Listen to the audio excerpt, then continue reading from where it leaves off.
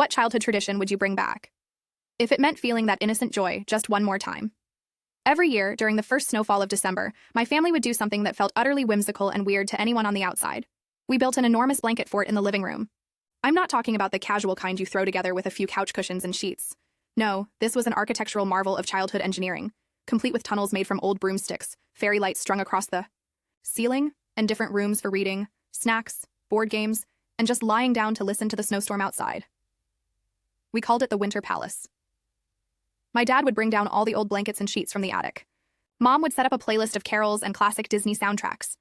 My little sister and I had a job. We were the royal designers.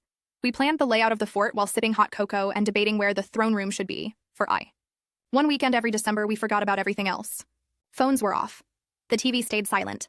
There were no chores, no school talk, no arguments. Just us, in this magical, dimly lit cocoon of warmth and childhood fantasy. I remember one year, I must have been 10, my grandpa joined us inside the fort. He was this gruff ex-military guy who never seemed interested in silly things. But that night, he crawled in, sat cross-legged on the pillow floor, and told us stories from when he was a kid. Stories I'd never heard before. He died the next spring.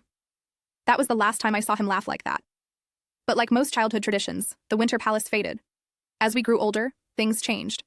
My sister got a part-time job, my dad worked longer hours, and eventually, the fort just didn't happen one year.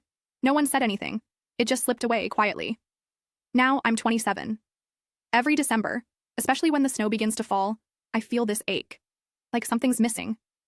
I suggested it once, half-jokingly, at a family dinner. Maybe we should build the Winter Palace again this year. They laughed. Not cruelly, more in that nostalgic, "aw, remember that" kind of way. But no one took it seriously, not even close. Maybe they've moved on.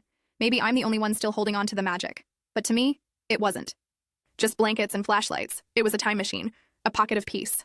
A reminder that even in a world that grows colder and faster by the year, there's still room for warmth, wonder, and togetherness. So yeah, if I could bring back one tradition, it would be the Winter Palace. I'd build it all over again, alone if I had to, just to feel for a night like I was 10 years old and magic was still real.